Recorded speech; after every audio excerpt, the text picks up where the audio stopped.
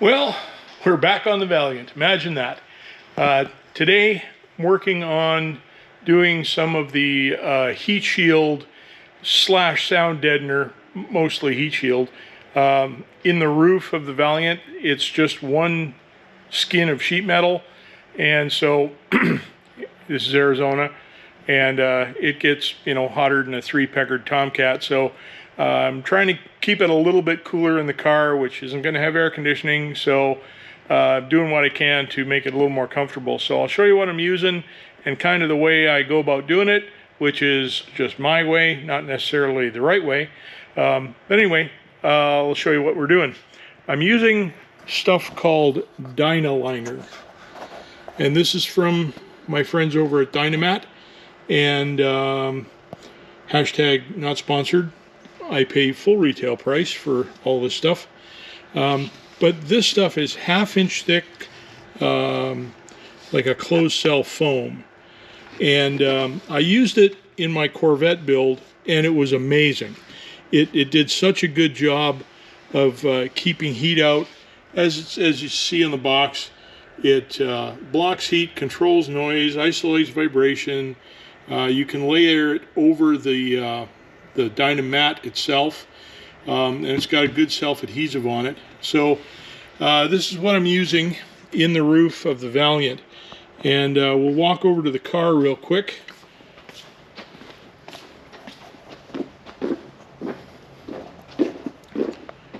And so this is kind of my process. I cut one piece that more or less fits in here in one piece. I'm not going to install it in one piece because when you peel the adhesive, when you peel the backing paper off and you expose the adhesive, you don't get too many tries to get it straight. So I'm probably going to put this in 3 pieces. But basically, I wanted just to make sure that I had it so that it was going to fit and everything fits good. And so what I'm going to do now is I'm going to take this out of the car. I'm going to cut it into 3 pieces, and then I'm going to install it 1 piece at a time, and we'll go from there. And then when I get that done, I'm going to do the back. And I don't know exactly what I'm going to do on the fender wells, like the wheel tubs and the back deck. Haven't decided on that yet. I may use a thinner Dynaliner, or I may use pieces of Dynamat.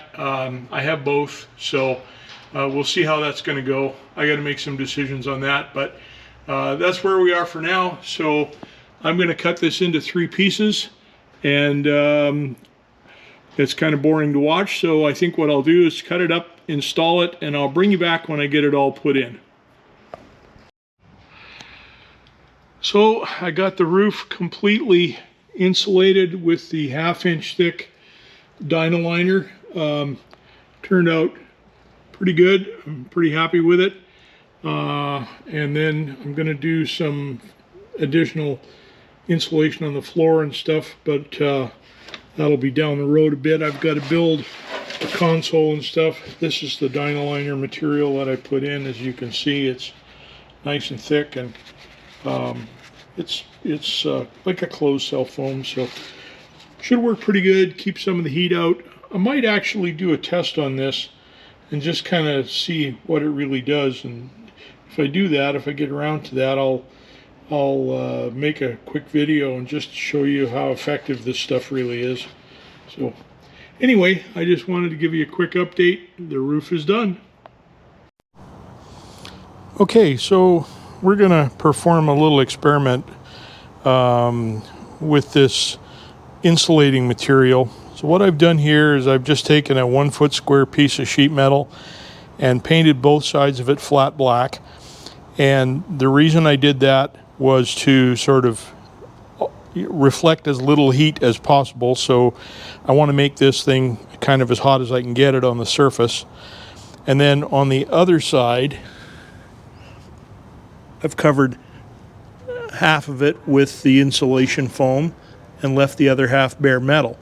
So I'm just going to let this sit out here in the sun for half an hour, and then we're going to come back and we're going to measure the temperature of this side and then the temperature of both surfaces on the other side, and just see how much of a temperature drop we really get through that closed cell foam. So we'll come back and make those measurements. And for those of you who are wondering about the black, I did it for two reasons. One, I'm trying to make it maximum temperature, and two, when we measure, I'm going to measure temperature with a laser gun, and there's something called emissivity, and the amount of reflectivity off of the material that you're measuring affects the temperature measurement. So I thought the flat black was about as close to the natural color of the closed cell foam as I could get, so we'd sort of remove the variables that were caused by the emissivity of the surfaces. So that's why we went to the black. So I'm just going to let it sit out here. It's a nice day here in sunny Arizona. It's going to be about 105 today, so not crazy hot, but good and warm. And we'll see what happens. And then while I'm at it, I'll take the temperature of some of the other surfaces here, like on Vanna White and stuff like that, and we'll see what those are as well. It'll be kind of interesting. So we'll bring you back when we make some measurements. Okay, so here we are back outside, and just make sure our audio is going. We're back outside, and this has been sitting out here for half an hour or so, so it's pretty much up to temperature. Let's just take some reference temperatures and just kind of see where things are. So just the concrete itself,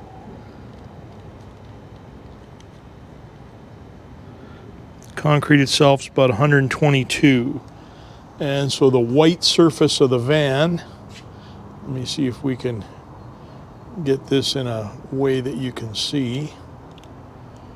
The white surface of the van is about 111. Hopefully you can see that. I'll try it again from this angle. So 115, 111, 110. So now let's have a look at our black surface here. So this would be like the top of the car sitting out in the sun, right? So here we go. It's 164. Let me just move it around a little bit. 164, 165.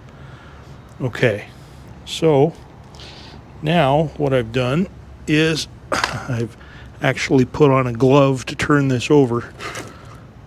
So now we're just going to measure the back side of this. So the painted surface on the back side, yeah, 161, 159. Now just go up to the foam. We're 126. So it absolutely, it knocks over 30 degrees out of it. So I think that's kind of a win. So anytime you can reduce the interior temperature of your car, from the heating, by 30 degrees, it's got to make a difference. So, yeah, it's pretty effective, and it kind of does what they say it does. So I'm happy about that. Also, as you can see, I had this sitting in the box like this, so that the foam was not touching a surface, and the air could circulate through the box just like it would if you left your car window open or whatever. So, it's as valid as it needs to be, I think. There's nothing that's really going to negatively affect the results or the differential in temperatures. So, yeah, interesting. Good to know. So, as always, thanks very much for watching. Like, comment, subscribe. I'd love to hear from you if you have a better way to do things or questions, whatever. Feel free. It'd be great. So, again, thanks for watching. I appreciate it, and we'll catch you next time.